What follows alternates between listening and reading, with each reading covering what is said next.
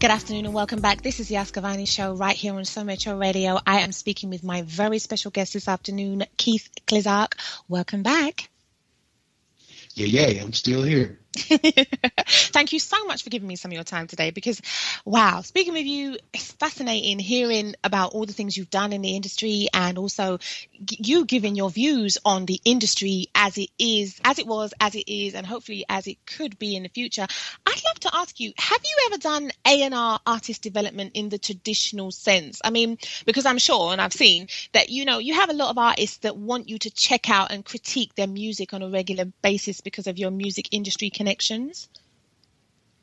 Inadvertently, yeah, but for artists that I like really saw something and wanted to bring it out and see what it is, there have been numerous, but it didn't come out the way it should have for whatever reason or another. Right. But there is one artist, his name is Chalk Mike. He's out of Jersey. Phenomenal artist. It's like he's a soul hip hop artist. You know, hip soul is his thing, how his style. Phenomenal, man, like so universal and transcend how it's like, I don't know how to really explain him. It's like every genre, every ethnicity is drawn to this guy. Wow. You know, the content and the music, the sound of the music is just like crazy. You know, I'm not a seller.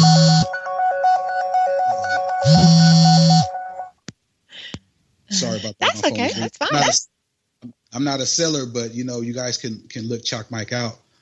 And he has a song called Angel in a Blue Dress that's killing right now. We're really trying to attach it to fashion weeks in different places globally, you know, and promote it like that as well. Right. Wow.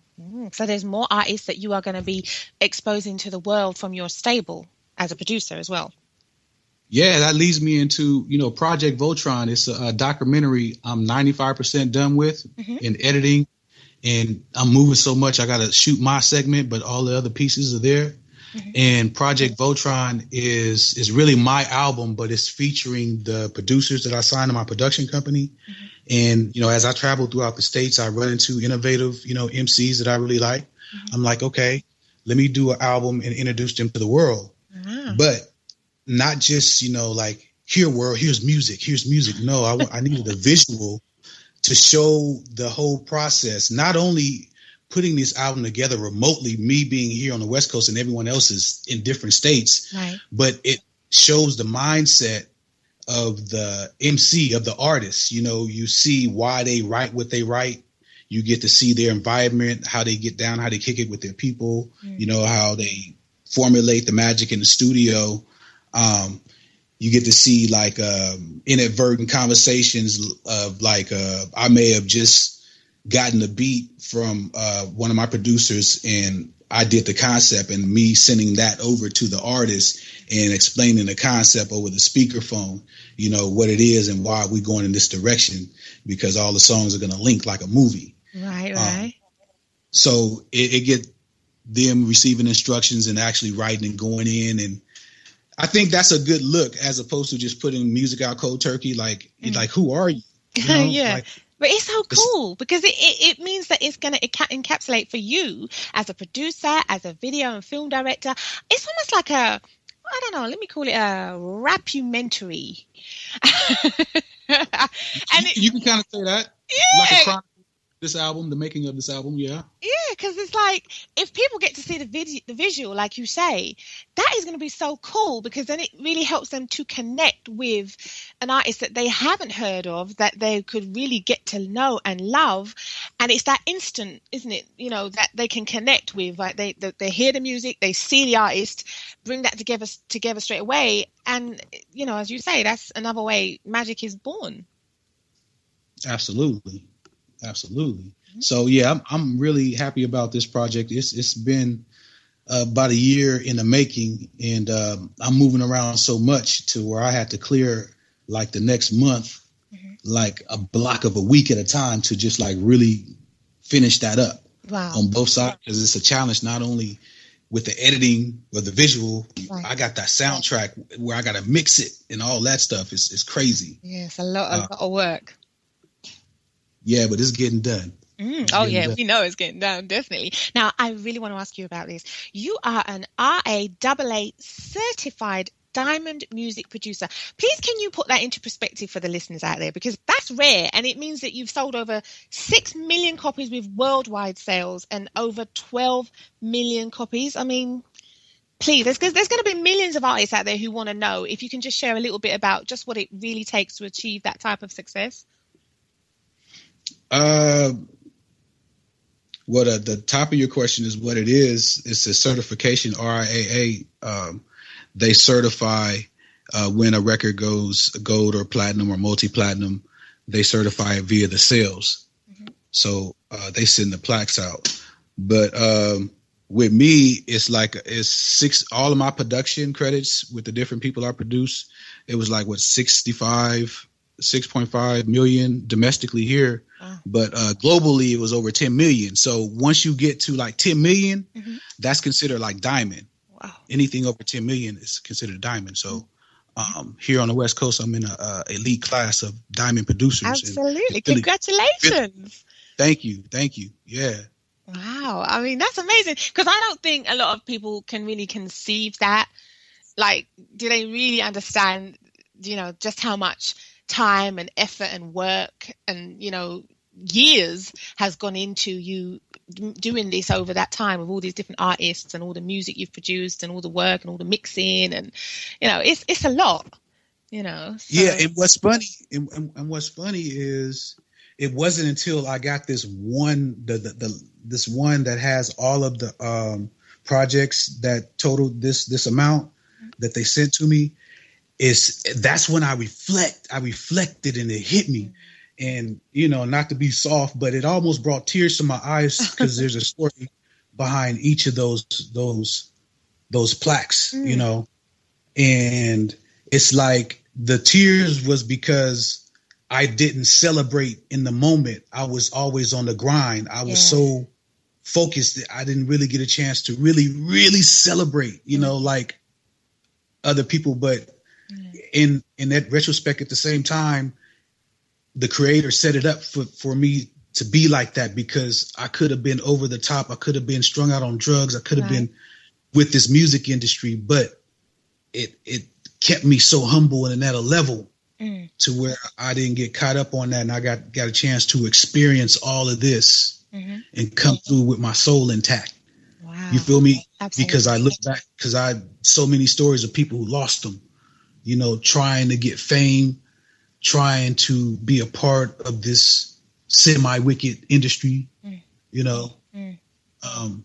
But yeah, just a reflection on that. I really reflected and celebrated after getting that plaque, seeing it, Wow. It leads me on to my next question. I mean, how do you keep such a strong mindset to be able to keep going as a music producer? Because you've been successful in this music industry, but it is, and as we know, it's very difficult to get into, much less become a success in and stay in.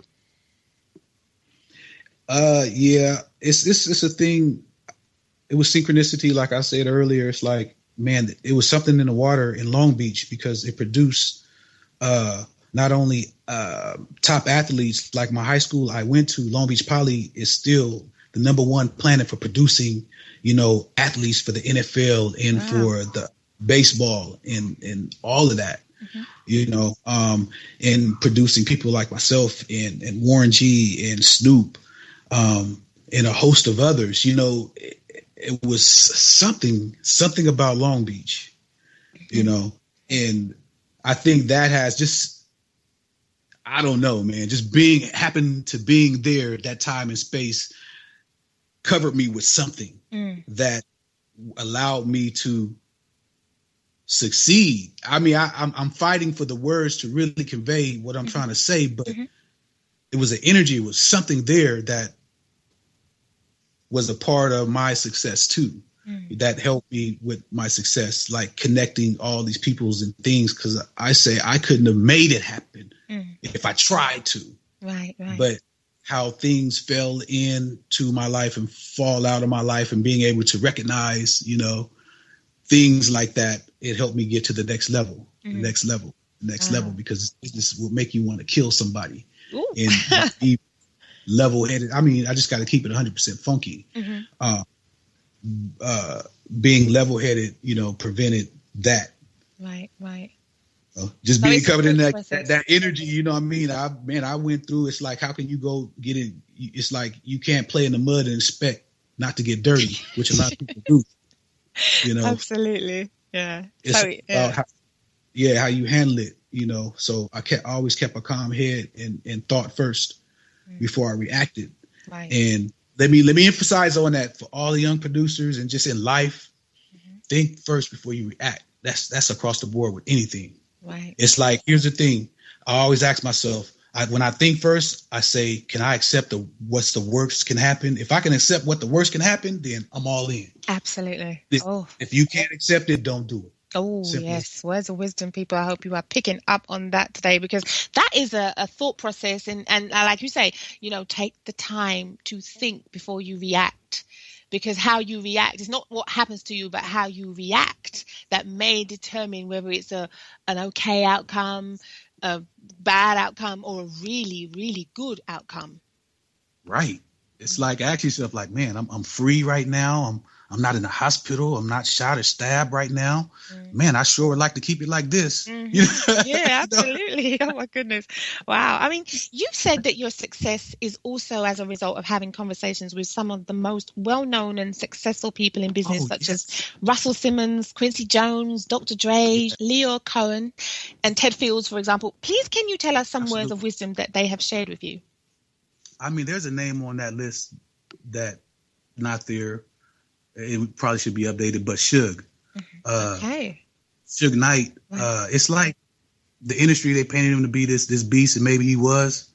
But every time that I was around him, he was cool, calm, collective. And not to say I was never the type that hang out with Snoop or that thing. That wasn't my thing. My thing was in the studio. Let's break bread. Let's do this business. And I'm gone. And all them hanger-outers, they can do what they want to do. But that wasn't me. Right. But getting a chance to isolate myself and talk to him, and him kicking words of wisdom back to me on publishing one, and believe it or not, some marketing, and just a human being, if you can dig that, just on some human being type stuff. And Russell Simmons, I worked on a group called a Dub Shack. They were Def Jam / G-Funk, Warren G's group. It was at a Christmas party. I got a chance to talk to Uncle Russ, and we were talking about distribution, because up to that point, I'm thinking like, okay, this Universal, Sony, and Warner, the majors, I'm thinking they were the distributors. Right. No, they got to go to a distributor. They just conglomerates. Wow. I didn't understand that, but he broke that down and told me, what that was. Right.